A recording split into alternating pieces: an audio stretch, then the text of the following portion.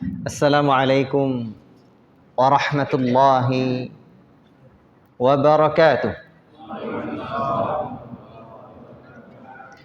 Innal hamdalillah nahmaduhu wa nasta'inuhu wa nastaghfiruh wa na'udzu billahi min shururi anfusina wa min sayyiati a'malina. May yahdihillahu fala mudilla lahu wa may yudlil fala hadiya lahu. Ashhadu an la ilaha illallah wahdahu la syarika lah wa ashhadu anna Muhammadan abduhu wa rasuluh. Ya ayyuhalladzina amanu taqullaha haqqa tuqatih wa la tamutunna illa wa antum muslimun. Ya ayyuhan nasu taqu rabbakumul ladzi khalaqakum min nafsin wahidah wa khalaqa minha zawjaha wa batha minhuma rijalan katsiran wa nisaa'a wattaqullaha alladzi tasaaluna bihi wal arham innallaha kana 'alaikum raqiba. Ya ayyuhalladzina amanu taqullaha wa qulu qawlan sadida yuslih lakum a'malakum wa yaghfir lakum dhunubakum wa man yuti'illaha wa rasulahu faqad faza fawzan 'azima. Amma ba'd, fa inna asqal hadithi kitabullah wa khairal hadi hadi Muhammadin sallallahu alaihi wasallam wa syarrul umur muhdatsatuha wa kullu muhdatsatin bid'atun wa kullu bid'atin dalalatun wa kullu dalalatin finnar. Ayyuhal ikhwah, bapak-bapak yang saya muliakan, ibu-ibu yang dirahmati oleh Allah Subhanahu wa taala, para pemuda yang kami banggakan, anak-anak sekalian yang kami sayangi karena Allah Tabarakar Rahman. Syukur kita kehadirat Allah Rabbuna Jalla fi'ula, Allah Ta'ala yang senantiasa memberikan kita rahmat dan nikmatnya, sehingga Allah Ta'ala pertemukan kita kembali di majlis ilmu ini. InsyaAllah Ta'ala kita lanjutkan syarahan uraian dari kitab Usulus Sunnah karya Al-Imam Ahmad bin Hanbal rahimahullahu ta'ala. Setelah sebulan kita tidak berjumpa, dan alhamdulillah alai contoh bulan yang lalu sebenarnya nampaknya. Alhamdulillah. Cuman acara lain makin meningkat. Mudah-mudahan semangat makin hebat. Ini semangat yang perlu. Kalau ndak ada semangat lah, atau awak sakit lah. Orang kalau udah sakit pak, semangat sehatnya tak ada, atau udah kacau lah tuh. Kena mentalnya, psikologinya down, turun, itu kacau. Susah sekali mengobatinya. Kalau demikian secara fisik, bagaimana kira gerangan dengan jiwa? Bagaimana kira gerangan dengan iman? Maka untuk itulah kita perlu semangat. Cuman semangat nih kadang kita bisa tersuasana. Apabila suasananya mendukung, lingkungannya mantap, iman itu bertambah. Untuk itulah Nabi sallallahu alaihi wasallam sebutkan, al-mar'u ala dini khalili falyanzur ahadukum man khalil. Seseorang itu tergantung agama temannya. Maka hendaklah kata Nabi sallallahu alaihi wasallam, pilih-pilih kalian berteman. Berteman itu banyak kawan, itu menciptakan lingkungan. Kita perlu hidup di lingkungan yang baik. Itulah yang disebut dengan bi'ah. Lingkungan, bi'ah salihah, lingkungan yang baik.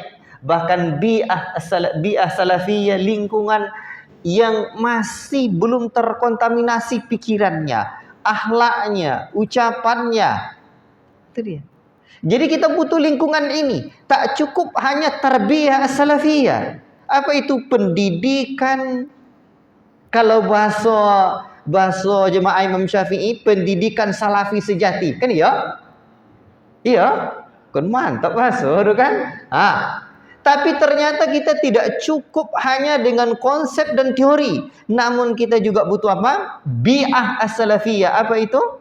Lingkungan salafi Sejatinya apa salafi tu Ustaz? Kau nang kaji, ndak dua lapi dah tengok banyak lapi. Jaket lai jua Aku lai, semiri ke lai jua. Tu dia. Ndak salafi, dah salah. Ndak salafi, bukan salapi. Jangan sampai salah makhraj. Ingat-ingat. Apa bahasa awak tu ongku? Bahasa awaknya Pak, itu pengikut generasi salaf. Jangan salah makhraj, jangan salaf. Kalau itu nasib ujuang ubek kuok. Ikut salaf. Generasi terdahulu. Siapakah mereka? Murid-murid Nabi di kalangan para sahabat, tabi'in, murid-murid sahabat Nabi dan tabi'ut tabi'in, murid-murid tabi'in. Itulah yang disebut oleh Nabi khairul quruni qarni thumma alladhina yalunahum thumma alladhina yalunahum. Sebaik-baik generasi adalah generasiku, kemudian satu generasi lagi setelahnya, kemudian satu lagi generasi lagi setelahnya. Sering kita analogikan contoh ayu sungai, yang jernih di hulu atau di muara? Di muaranya yang paling jernih atau yang di hulunya? Yang di hulu. Kalau tak percaya, pai ke kampar kiri hulu. Ikut ambo suak. Ai Sabtu ko ke kampung Bazan. Ayu jernih. Ko siap putih ikan jinak pilabi. Kalau ni tubuh. Itu nan sungai. Tapi seperti itu alam indah, pemandangan mantap loh. Sejuk, kaya oksigen. Itu baru di kampung hulu. Maka demikianlah dengan hulunya agama ini. Masya Allah, jernih pemahamannya, seger. Jadi orang-orang mengikuti. Kalau ayu minum jonia, segar, tinggi apanya? pH-nya, kesehat wadinya. Seperti itulah orang-orang yang selalu meminum telaga dari telaga sunnah akan senantiasa jernih pikirannya, segar jiwanya. Masya Allah. Untuk itulah kita perlu lingkungan yang seperti ini. Lingkungan yang belum terkontaminasi oleh virus-virus yang merusak akidah, yang tidak ada polusi-polusi yang mencemarkan udara, yang akan masuk melalui nafas-nafas kita sehingga merusak hati dan jiwa. La ilaha illallah. Makanya yang perlu diingat, kita tidak hanya membuat sekolah sunnah, namun perlu menghadirkan lingkungan sunnah itu. Itu sebab dek sepakat awak di Pegodang tahu Imam Syafi'i ko. Kalau kini ada SD besok SMP lah. Supaya hadir tahu lingkungan sunnah. Kalau potang infak tahun potang dikali-kali dalam sebulan 5.000. Kini tingkat jadi 750. Sepakat? Kurang bunyi ujung ti salah aja. Jadi bicara jadi apa namanya nanti putarannya awak berputarlah. Itu cara. Baiklah bapak-bapak, ibu-ibu yang dimuliakan oleh Allah Subhanahu wa taala, semoga kota Taluk Pantan ini menjadi kota yang diberkahi oleh Allah Subhanahu wa taala dengan iman dan amal saleh. Karena dengan sinilah Allah taala sudah berjanji, walau anna ahlul qura amanu wattaqau la fatahna alaihim barakatim minas sama'i wal ard. Sekiranya penduduk satu kampung beriman dan bertakwa. Tengok iman dan bertakwa, barulah la fatahna alaihim barakatim minas sama'i wal ard. Keberkahan itu Allah turunkan bukan banyak tempat rekreasi, bukan banyak tempat wisata, tapi dengan iman dan takwa. Untuk itulah kita perlu berfikir tentang daerah kita, tempat kita ke depannya. Apalagi yang perlu kita buat. Kalau kini ada pesantren, ada sekolah, yang belum ada sekolah tinggi, buat sekolah tinggi. Cuma dia awak berjuang, anak la S3 la sitan balik biswa, lekan mungkin di lope-lope di negeri ugang. Jangan sampai anak la S3 tak di Madinah tanah akan selesai lah S3-nya. Tu dia tak balik ke Teluk Kuantan dah. Di sementara di sekolah mu awak idui. Itu cerita sepakat. Itu cara Pak. Baiklah. Kau nak ngaji dah. Kita sekarang membahas kembali tentang takdir. Takdir itu. Orang tua kita yang nyebut dulu dan sering kita dengar lah condoi kotak diri. Atau la takdir maya. La taqdir contoh ikon. Takdir, ketetapan Allah. Dan itu sesuai dengan fitrah kita. Masih tengok kaji-kaji yang sebelumnya. Sedangkan seseorang yang membuat rumah saja, dibuat je, gedung hanya 3 tingkat, tidak berani dia kalau tidak ada arsiteknya. Ya, kan ya? Sekolah Imam Syafi'i kan ada tukang arsiteknya kan? Kan tukang, arsitek beda dengan tukang. Arsiteknya lengkap detail dengan bahan-bahannya. Kalau sedemikian rupa manusia membuat bangunan, tahu dia berapa ukuran besinya, berapa ini dan itunya. Masa Allah Ta'ala membuat alam yang sedemikian apik aturannya tidak ditetapkannya dahulu, tidak diketahui dalam ilmu Allah. Ini mustahil. Untuk itulah beriman kepada takdir yang ada beberapa tingkatan. Yang pertama, coba dulu. Siapa yang hadir bulan petang? Yang pertama apa? Ilmu. Yang kedua, setelah Allah Ta'ala ilmui, setelah Allah Subhanahu wa Ta'ala tahu apa yang akan terjadi, bagaimana rancangannya, bagaimana konsepnya, apa yang terjadi setelah itu? Allah Ta'ala suruh Al-Qalam untuk menulis di dalam Lauhul Mahfuz. Ditulis sedetil-detilnya. Lah selesai ditulis, apa yang terjadi? Masyiah, kehendak Allah. Sudah itu apa lagi? Al-Khalq. Apa itu? Penciptaan, eksekusinya. Jadi Allah Ta'ala sudah tetapkan segala sesuatu yang terjadi di alam ini. Dan tujuan ini, ini sedikit yang mau saya tambahkan. Pelajaran yang lama mudah-mudahan ingat. Tujuan kita memahami takdir ini bukanlah maksud apa-apa. Bukan ingin memikirkan sesuatu yang tidak bisa dipikirkan oleh otak kita. Sebab otak manusia ini terbatas. Sebagaimana mata kita juga ada batasannya. Tidak tahu kita apa yang terjadi di sebalik itu. Di sebalik tembok kita tidak tahu apa yang terjadi. Maka akal kita tidak tahu. Maka jangan dipikirkan sesuatu yang memang akal kita tidak bisa memahaminya. Taib. Maka tidak usah kenapa iblis diciptakan, kenapa neraka diciptakan. Sebenarnya bukan tugas kita. Namun ada sesuatu yang dari ciptaan Allah, dari ketetapan Allah Ta'ala itu, yang Allah Ta'ala buka untuk kita pengetahuannya. Untuk apa? Untuk hikmah. Tapi ada pula yang Allah tidak buka. Kita tidak tahu. Kenapa kok seperti ini? Tidak tentu di awal. Kita tidak mengerti. Untuk apa juga? Juga untuk hikmah. Makanya agama ini semuanya adalah hikmah. Ada yang Allah buka, Allah singkap rahasianya untuk hikmah. Dan ada yang Allah tidak singkap, itu juga untuk hikmah. Makanya tidak boleh berdalil dengan hikmah. Tapi PKUA aja hikmah boleh nikah kali. Itu beda cerita. Hikmah namo. Baik, Bapak ibu-ibu yang dimuliakan oleh Allah Subhanahu wa Ta'ala dan disayangi Rasulullah sallallahu alaihi wasallam. Baik, untuk apa hikmah atau apa tujuan dari takdir ini dirahasiakan oleh Allah Subhanahu wa Ta'ala? Pertama, agar kita sabar dengan ujian-ujian Allah Rabbul Alamin. Sabar dengan ujian Allah. Dan Allah Subhanahu wa Ta'ala memang uji manusia ni. Belum kita lahir lagi, Allah Ta'ala sudah tetapkan ketetapan makhluk ini.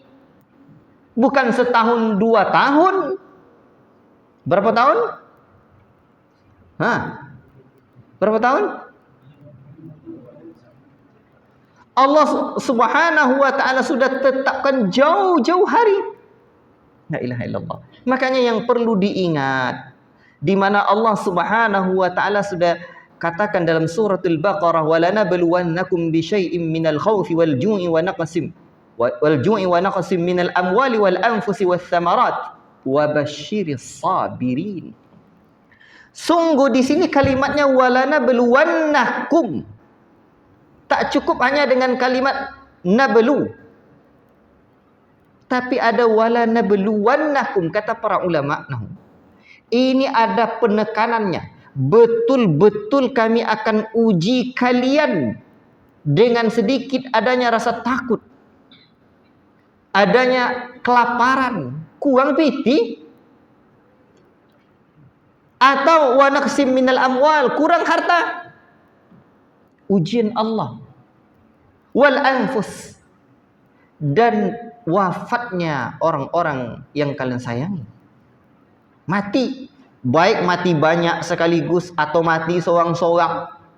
Anak lahir 6, 3 berdua oleh. Itu ujian Allah Ta'ala. Bini potong bertiga, tinggal seorang lain. Itu juga ujian Allah Ta'ala. Ujian. Baik. Wathamarat, buah-buahan. Dan buah-buahan di sini, ya. Kalau nambah istri, itu ujian juga buat istri tu. Ada masalah. Kan ujian itu orang. Kalau ada awak tak nikmat soleh, kalau dia ujian dia orang. Taib. Wa basyiris sabirin. Makanya Allah Ta'ala suruh beri kabar gembiralah kepada orang-orang yang sabar. Siapakah orang-orang yang sabar? Apa sambungan ayat tu? Orang-orang yang sabar di situ adalah orang-orang alladzina idza asabathum musibah qalu inna lillahi wa inna ilaihi raji'un. Siapakah mereka? Orang-orang yang ketika diberikan musibah oleh Allah Subhanahu wa taala, ujian oleh Allah Subhanahu wa taala, mereka mengatakan inna lillahi, sesungguhnya kita milik Allah dan sesungguhnya kita akan kembali kepada Allah. Tidak ada yang tidak milik awak, tidak ada yang tidak milik Allah, Pak. Sering saya sebutkan, jangankan kita bisa berkuasa yang lain, Pak, menahan kedipan mata kita saja kita tak mampu. Cobalah. Contoh apa nancak orang rumah betul melotot ni matur le yu ancak kau dinya. Paling idak beko tak tidur kali. Bayanglah. Tak bisa kita menahan kedipan mata. Padahal itu adalah satu yang paling remeh, yang paling ringan, tak bisa kita. Itu buktinya.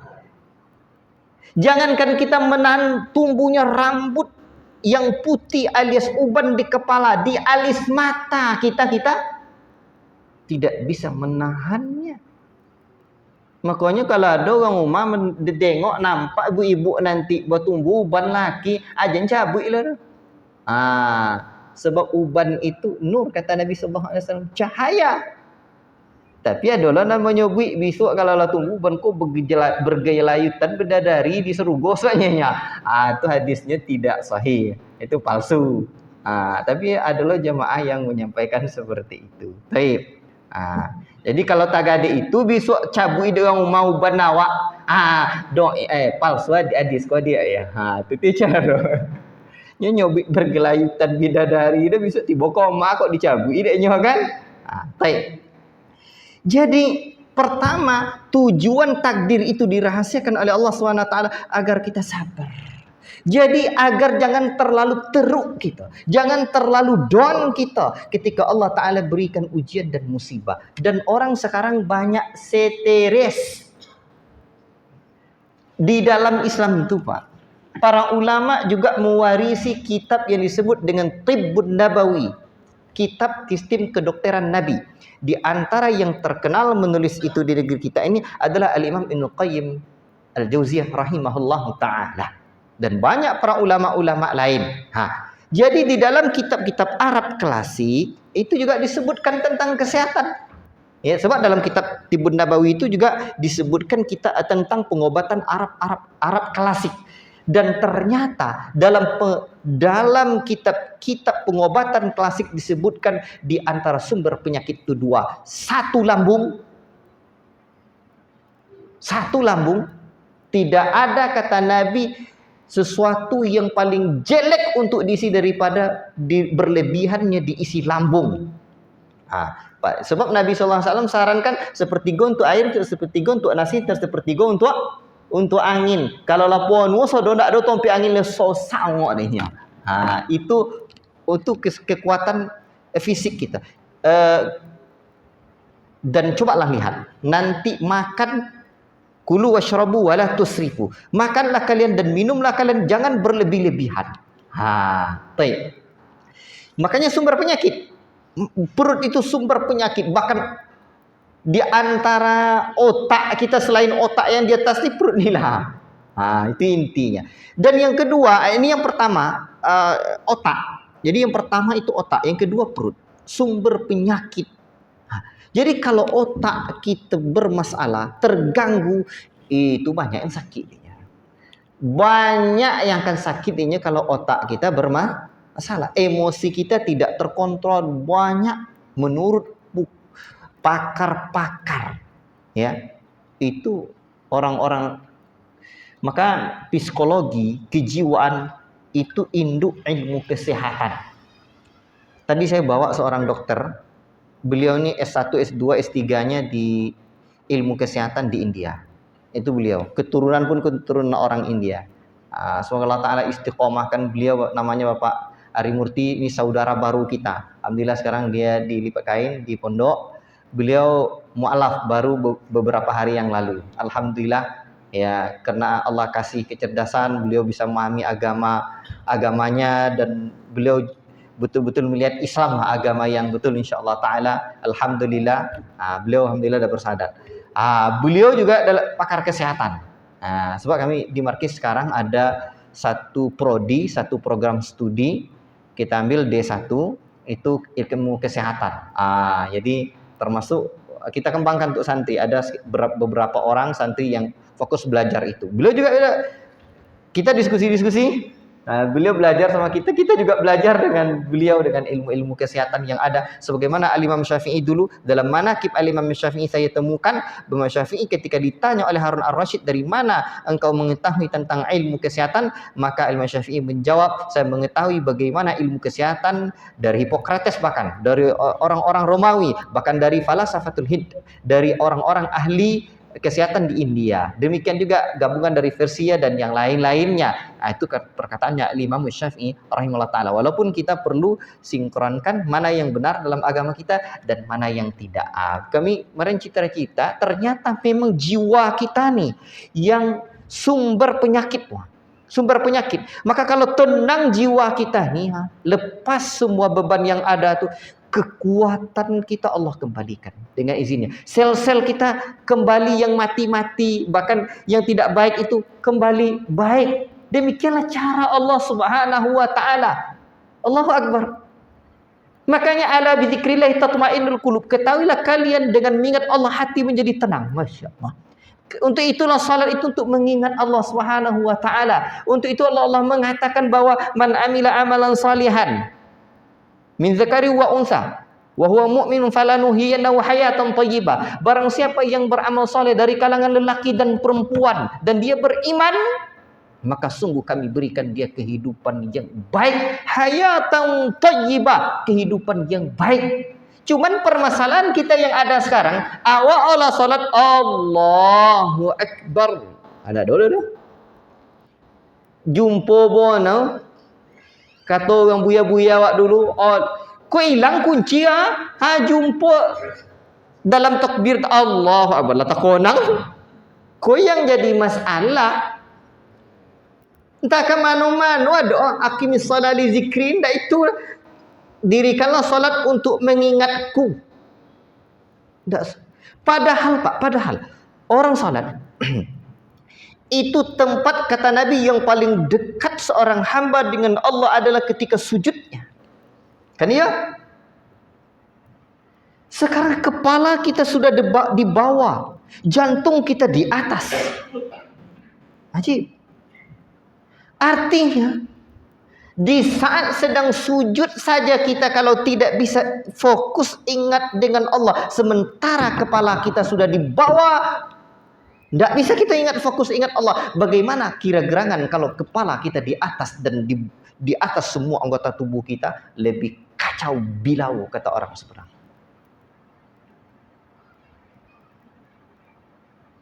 Dan kita yang tahu bagaimana. Makanya Allah Ta'ala sebutkan, qad aflahal mu'minuna alladhina hum fi salatihim khashi'un. Sungguh beruntunglah. Di sini tidak ada qad.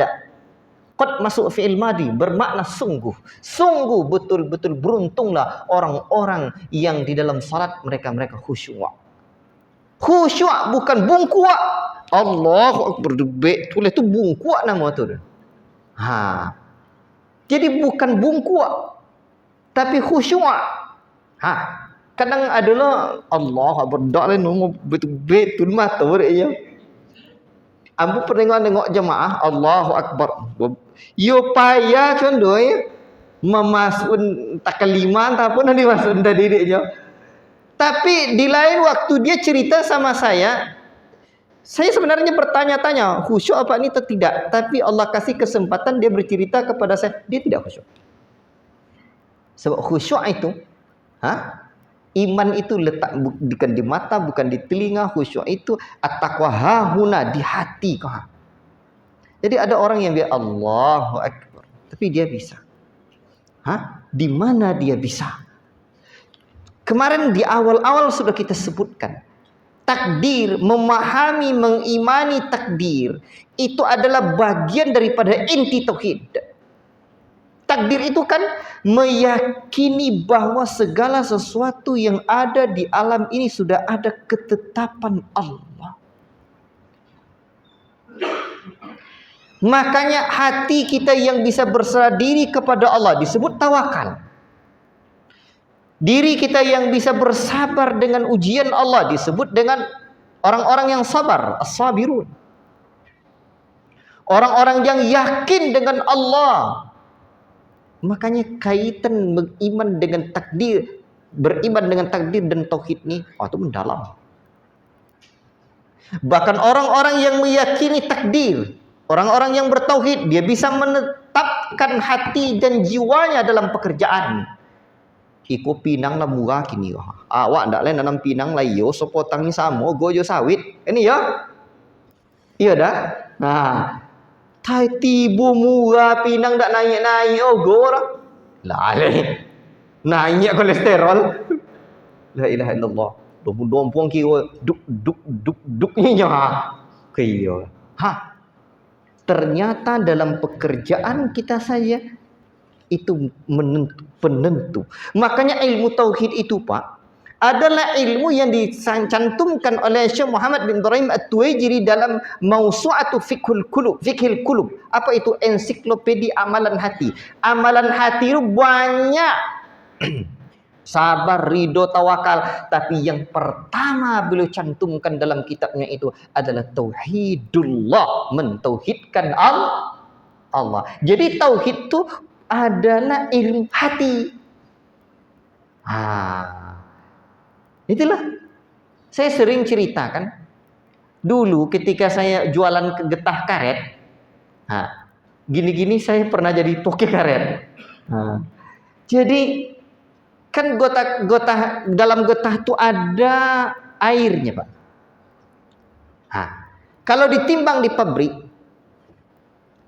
nanti kalau tukang timbangnya lambat menimbangnya, airnya turun, boyeknya kurang, beratnya berkurang. Supaya cepat ditimbang dan beratnya tidak berkurang, dikijok tukang timbang tak kualitas. Itu nama kijok TST, tahu sama tahu. Awak dikijok, beku nyolong ngijo awak berdorak-dorak biti dan merah terkenyol. Itu nama la'anallahu rashi wal murtasi. Allah melaknat orang-orang yang menyuap dan minta disuap. Tu badu dah tauhid tadi. Kok badu? Tak ditimbang gota susui. Rugi tantangannya. Ditimbang beko. Pakai kijok mato. Itu suap. apa yang akan ditompuah. Berikhtiarlah, copeklah Pak, tolonglah timbang tak lepak banyak susu. Ini tidak masalah. Tapi tidak jadi timbang deknya orang. Berpantang seorang mukmin menempuh yang haram. Satu waktu disampaikan ke saya, khusus gue tawanya. Saya bilang, bukan gota Tuhan kita. Waktu itu saya belum dalam ya seperti, maksud saya belum seperti sekarang ya belajarnya, maka kita sebut masih Tuhan, ya. Bukan gota Tuhan kita. Tapi memang terjemahan Rob dengan Tuhan itu kalau kita maknai dengan makna yang betul tidak apa-apa. Bukan gota Tuhan kita. Dan itulah kadang yang membuat kita rusak. Membuat kita rusak itu kita seringkali mencari piti, bukan rizki. Tahu piti, Pak? Hah? Kita seringkali mencari piti. Piti itu uang hepeng alias duit. Rupiah dan ringgit. Namun seringkali kalau rupiah dan ringgit itu memang dapatnya dari sawit. Sehingga beko pedagang-pedagang sawit, begitu sawit sudah dimuat, dulu merek di jalan tu tempat penyiraman di buat nama deknya. Mayu lu 5.000 sekali siram. Bayang lu nah. Jual air supaya sawit berat jangan berkurang. Apa hukum? Haram. Ada ghish di situ, ada penipuan. Tauhid kita. Apakah sawit Tuhan kita? Apakah ringgit Tuhan kita? Apakah rupiah? Ingat, ta'isa abdul dinar, ta'isa abdul dirham, ta'isa abdul khamisah. Celaka hamba dinar, celaka hamba dirham, celaka hamba pakaian. Dinar dan dirham adalah mata uang. Maka kalau di Indonesia, celaka hamba duit, celaka hamba ringgit, celaka hamba sawit. Apakah orang-orang yang asik dengan duit, ringgit dan sawit, mereka menyembah benda-benda tu? Enggak. Cuma lu tanyakan, ayo asik-asik bekojo, anglah tu piti ang Tuhan ang menyembah piti ang menyembah sawit, menyembah ringgit. Enggak kan ada orang yang mengaku. Tapi kenapa Rasul sebut ta'isa abdul dirham, celaka hamba dinar, celaka hamba dirham? Disitulah hakikat ubudiyah dan penyembahan hati kita kepada Allah itu harus hadir dalam kehidupan. Ketergantungan hati kepada duit, ketergantungan hati kepada ringgit, ketergantungan hati kepada sawit. Wah, itu akidatut tauhid yang akan kena. Sebab yang mindset kita salah. Kita seringkali berharap dan menjatuhkan harapan kita kepada piti, duit, tidak menggantungkan hati kita dengan rizki. Kalau bekerja ya bekerja, kalau gaji ya gaji. Jangan gaji dia di atasan 3 juta, 2 juta aja lah Pak. Ambo kan penting kan rizki dari Allah Taala. Itu bohong anang. Tak kalola mengaruh. Ya. Tapi tengok di kala pagi yang Allah suruh, ya. Yang Nabi ajarkan, Allahumma inni as'aluka ilman nafi'an wa rizqan thayyiban wa amalan mutaqabbala ya Rabb. Ya Allah, aku memohon kepadamu ilmu yang bermanfaat, rizki yang baik, amal yang diterima. Rizki, bukan piti.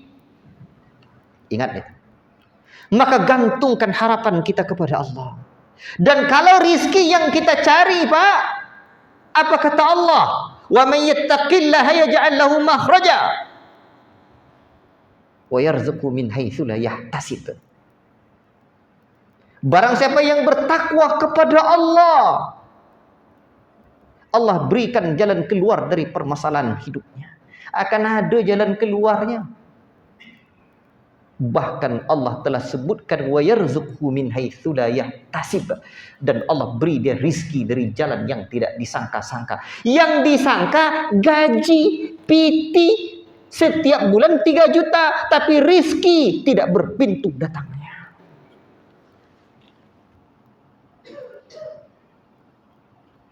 Mungkin kita terima uang 3 juta sebulan. Tapi kadang anak pertama sakit, anak kedua lah sakit pula orang, malah domam pula. Awak lah menggigil. Piti tak pun tak kemana-mana ada. Piti. Tapi rizki, bahkan Allah jamin, wa ma min dabbatin fil ardi illa 'ala Allahi rizquha. Tidak ada makhluk yang melata di muka bumi ini melainkan Allah telah jamin rizkinya. Ajib. Pak, ini rahasia perusahaan di antara rahasia-rahasia yang ada. Walaupun saya bukan berbicara tentang perusahaan, tentang pondok. Karena ini bukan ilmu saya, adalah ilmu-ilmu guru-guru kita yang Allah berikan, dan itu yang saya coba belajar untuk menerapkannya. Pondok, Pak, sekarang silahkan hitung dengan jari berapa pondok yang gratis. Belum masuk kau tisah. Nabi kaji ya. Pak, tidak mudah buat pondok gratis itu. Kalau di angka-angka buat pondok gratis itu Pak, mati ya Kak. Ini tidak main matematika. Kalau main matematika mati ya Kak dibuatnya. Terus bagaimana rahasianya Ustaz? Saya selalu bilang sama kawan-kawan dulu, Allah pasti tidak akan kirim santri kecuali bersama rezeki. Wa ma min dabbatin fil ardi illa 'ala Allahi rizquha. Tidak satu makhluk pun yang melata di muka bumi kecuali Allah telah jamin rezekinya. Cuma kami ustaz-ustaz kok diuji di Allah, itu yang jadi masalah. Jadi kalau nunggu uang banyak Pak, terbukti betapa banyak orang-orang kaya tak mampu dia buat pondok gratis. Berarti tinggi tauhid ustaz-ustaz, aku kurang ajar namun. Beko kaji yang kedua beko. Hikmah dipenetapkan takdir. Bahkan buat pondok gratis kuti dan paling payah menjaga hati dan keikhlasan. Tengok orang kayu-kayu. Ndak bisa buat adakannya. Tinggi mau kamang padanya ya. Setan tadi. Padahal amalnya nanti timawal tanda lah. La ilaha illallah. Kita kembali Pak, tidak ada dalam kehidupan ini mau ustaz, mau buya, mau kiai, mau kolong merat, mau melarat, apapun orangnya, dimanapun, apapun ya stratanya, tidak ada yang tidak diuji oleh Allah Subhanahu wa Ta'ala. Sekarang bagaimana hati kita? Kita mengisinya dengan apa? Azan Allah Ta'ala alam bisawab. Barakallahu fikum. Taib ayyuhal ikhwan, barakallahu fikum. Tadinya saya pengen membahas malam ini tentang pemahaman-pemahaman yang keliru dalam takdir.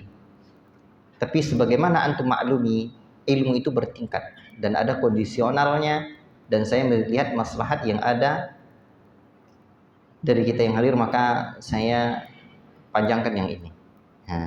Berarti kajian kita yang malam ini adalah tentang hikmah atau tujuan ditetapkan oleh Allah Ta'ala takdir. Sebab nanti kalau kita bahas tentang kekeliruan, itu kalau tidak dapatnya nentopek keliru jadi. Maka untuk itu kita cukupkan malam ini tentang pembahasan ini. Biar sikonnya pas insyaallah Ta'ala. Ikhwati fillah barakallahu fikum. Tujuan yang pertama apa? Agar kita bisa bersabar dengan ujian-ujian Allah Subhanahu wa Ta'ala. Banyak hikmahnya.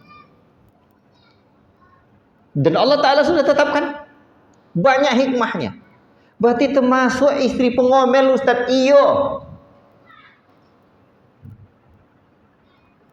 Banyak hikmah di sebalik itu yang tidak kita ketahui. Apa salah satu? Maka kita saja, tinggal kita menggali hikmah itu. Baik. Ikhwati fillah, barakallahu fikum. Hikmah yang kedua atau tujuan yang kedua, agar kita dalam beribadah kepada Allah, mendapatkan nikmat Allah, tidak berlaku sombong. Yang boleh sombong itu siapa? Allah. Karena Allah pemilik segala-galanya. La ilaha illallah. Manusia tidak boleh. Termasuk dalam beramal saleh. Di mana Nabi sallallahu alaihi wasallam sebutkan, lan yudkhila ahadan amaluhul jannah. Sekali-kali tidak akan pernah masuk surga salah seorang kalian dengan sebab amalannya. Tu ya. Janggui olah panjang, awak ke mosoji sering pakai jubah, ngajilah puluhan tahun, gelar dan titel, jangan sobui je le. Lah bergelar angku dah tua. Bacaan Quran top. Tapi Nabi sebutkan lan yudkhila ahadan amaluhul jannah. Ini hadis muttafaqun alaih. Sekali-kali tidak akan. Apa makna lan? Dalam bahasa Arab makna lan berbeda dengan la dan lam. Lan maknanya sekali-kali tidak akan. Tidak akan pernah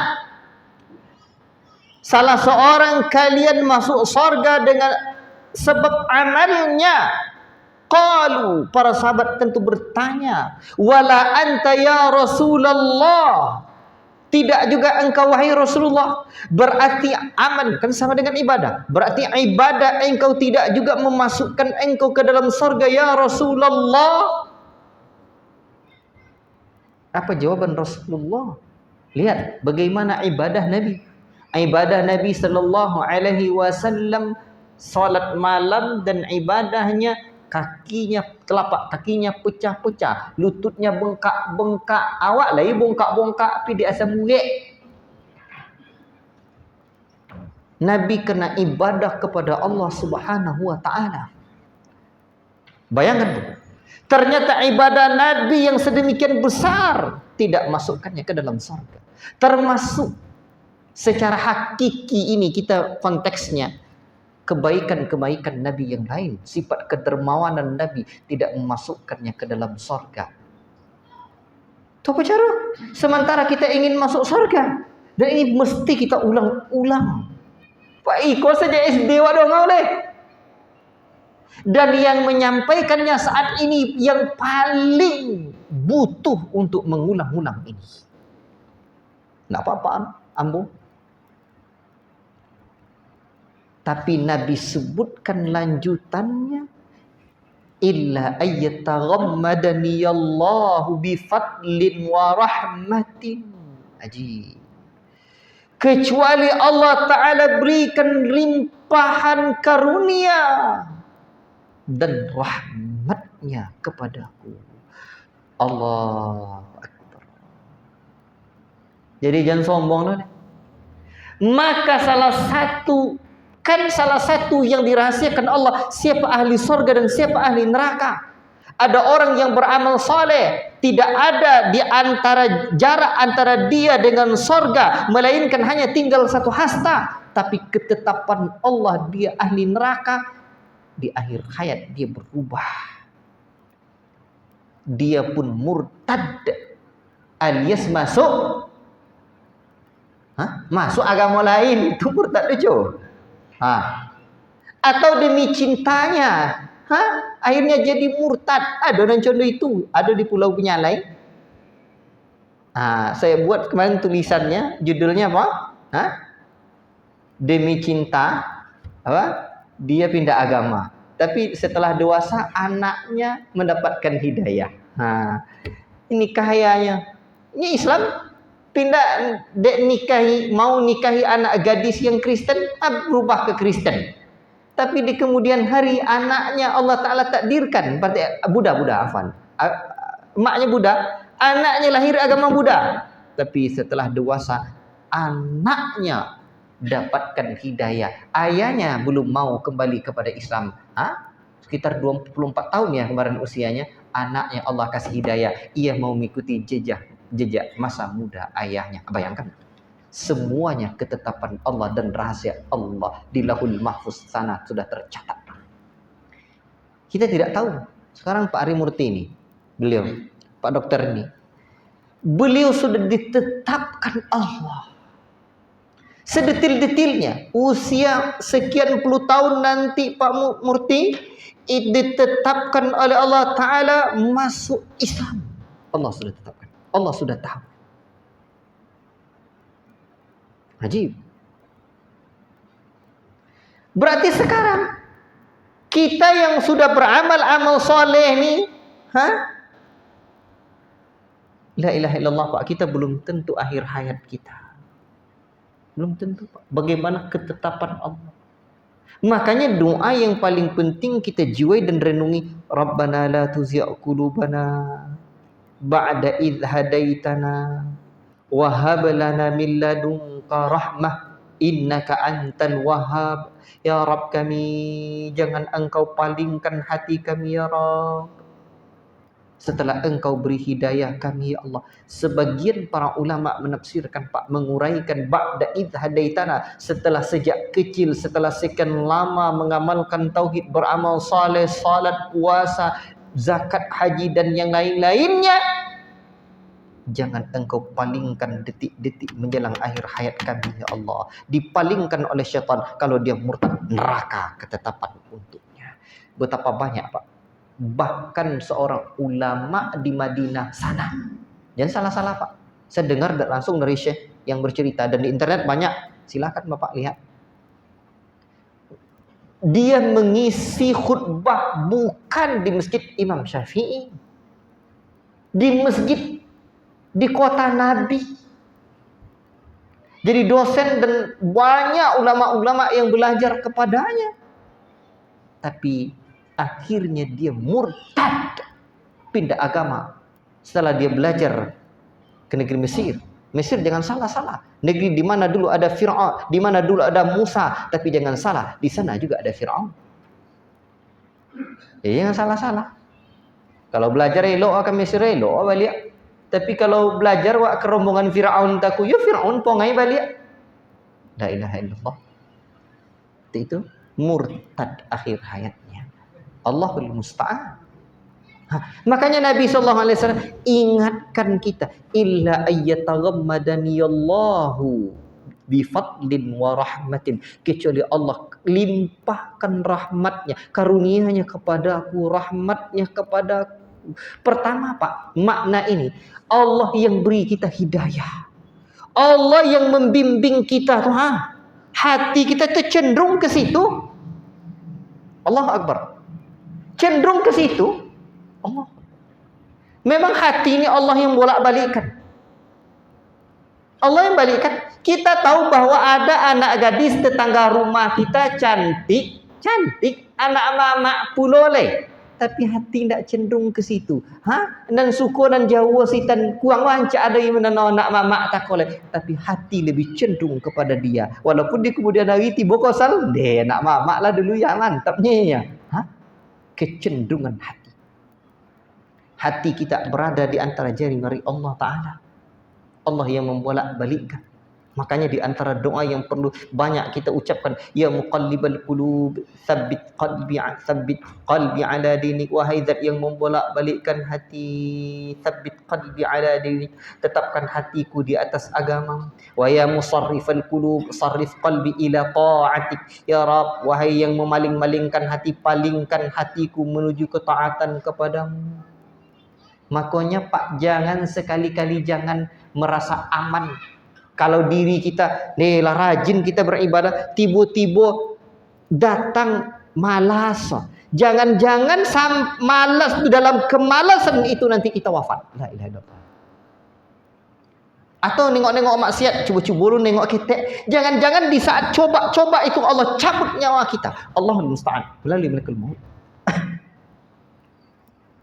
Jadi yang pertama memberikan hidayah kepada kita itu Allah. Makanya Nabi senantiasa dalam khutbah hajahnya berdoa, mengucapkan man yahdihillahu fala mudhillalah. Barang siapa yang diberikan hidayah oleh Allah Ta'ala, tidak akan ada yang bisa menyesatkannya. Wa may yudlil fala hadiyalah. Barang siapa yang sesat, tidak akan ada yang bisa memberikan petunjuk. La ilaha illallah. Bapak-bapak yang dimuliakan oleh Allah SWT. Jadi ingat, syukuri terus nikmat Engkau ya Allah. Dan itu yang membuat para ulama banyak menangis, Pak. Para ulama-ulama godang, Pak. Itu yang membuat mereka menangis. Kalau urusan orang yang beramal soleh, Allah pasti letakkan. Sudah Allah janjikan sorga. Tapi jangan sampai di detik-detik kita sakaratul maut tu iblis datang membisikkan dalam hati kita. Makanya orang mereka meninggal tu jangan menangis je. Ayah meninggal, keluarga kita meninggal, talkinkan la ilaha illallah. Nyo deso saasi kwa. Ayahmu adikmu meninggal, adikmu merasakan siko duk duk duk duk duk duk duk duk duk ndak go aku jorang.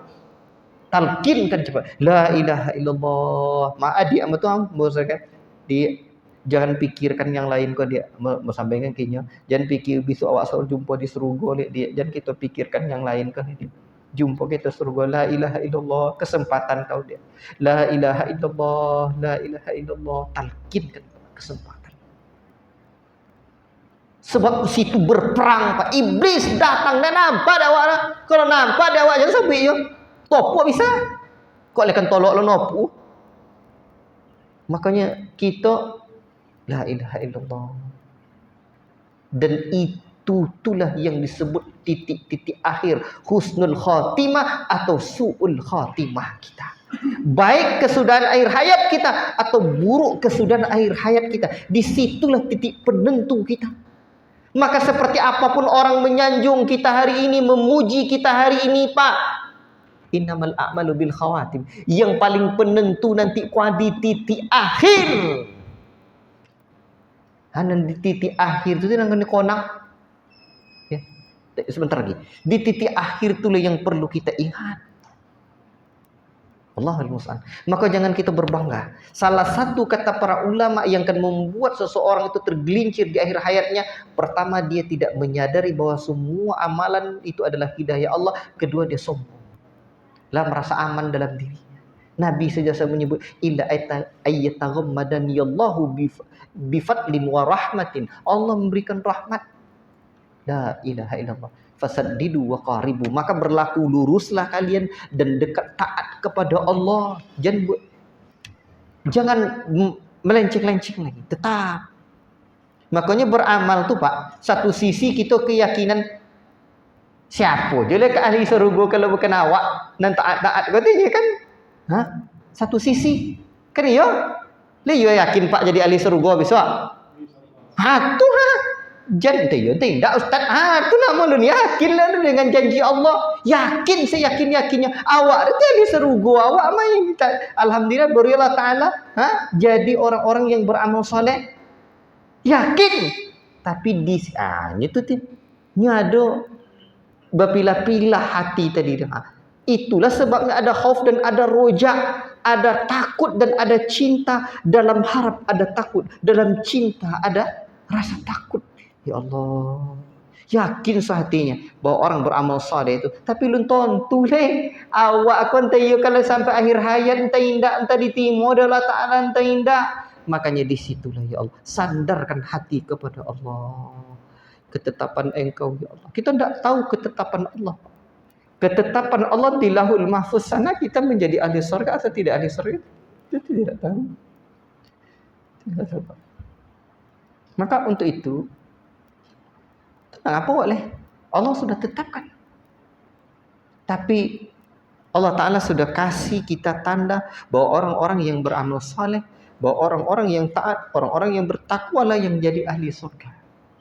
Tidak ada ayat dalam Quran orang-orang yang berbuat maksiat, orang-orang yang fasik, orang munafik jadi ahli surga. Tidak ada. Yang ada adalah orang yang murtad dia atau orang yang balik fasik dia setelah melakukan ketaatan. Itu nanado. Maka di situ kita berpijak. Tetapkan. Maka Pak sesekali zikir tu cuba dionong-onong bono. Ya subhanallah, subhanallah, subhanallah. Mau maksanya tapi cuba monong seketek. Merenung sejenak ya Allah. Contoh apalah nasib. Jadi kalau semakin tua semakin bertambah umur Pak jangan semakin memang Allah Ta'ala kasih sifat bersedih kita. Sifat bersedih kasih. Pak, kalau umur 40 ke atas sudah banyak kehilangan kita, Pak. Ditengok kawan lah banyak dan meninggal. Ditengok ayah, tak ada ayah. Ditengok omak lah meninggal. Pula omak mulai itu, Pak. Di saat itulah Allah sadarkan kehidupan yang hakiki itu kehidupan di hari akhirat nanti. Sakitlah mulai datang. Jangankan itu Pak, di malam hari seringkali mata kita tidak mau tidur lagi. Dah jam 2 malam kadang awak berfikir, naknya cuy omu mata ni niat tidur malam hari ni. Ya dibangunkan sebenarnya Allah Taala jam 2 malam untuk taat, untuk ibadat. Anda juga jago-jago, itu yang jadi masalah. Allah bangunkan jam 3 tu, omu mata lah bo. Dunia gininya, jam sahur lah mata tidur lah. Allah bangunkan sebenarnya dia untuk beribadah kepada Allah, untuk berfikir dan merenung sejenak. Makanya di dalam amalan hati itu Pak, ada yang disebut dengan muraqabatullah. Apa itu? Merasa selalu diawasi Allah. Ya Allah. Itu disebut munajat Pak. Bermunajat kita dikala kesendirian. Kita beruzlah dengan Allah, menyendiri dengan Allah. Kapan saatnya kita menyendiri lagi kalau bukan saat di sini? Apakah kita menunggu sampai kita mati di alam kubur? Maka perlu diingat tentang hakikat kehidupan ini. Di sinilah letak takdir Tuhan. Takdir ini, wah nih, ya Allah, ayahlah mati, anak adalah meninggal, haroto ndak juga ditengok kawan anjak ju sodo dari awak. Sejak di rumah kendaraan sampai ke bini awak ancak potang copek bonang tua, bini kawan adun jual Ingat, kehidupan ini sebentar saja. Dimainkan ilmu tu, maksud mainkan, tanamkan dalam hati, ya Allah. Memang semua Engkau yang menggerakkan. Makanya kita kembali kepada Allah, astagfirullah. Maka hakikat taubat tu mohon ampun kepada Allah kan, mohon ampun kepada Engkau ya Allah. Di antara hakikat taubat tu kembali kepada Allah.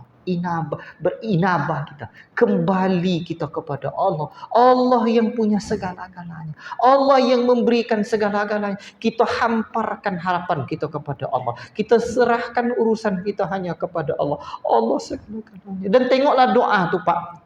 Ya Hayyu ya Qayyum bi rahmatika astaghits aslih li sya'ni kullah wa la takilni ila nafsi tarfatain. Ya Allah, wahai zat yang hidup-hidup, yang senantiasa mengurus makhluk, aslih perbaiki urusanku ya Allah, la takilni ila nafsi tarfatain. Jangan Engkau serahkan kepadaku ya Allah sekejap mata pun.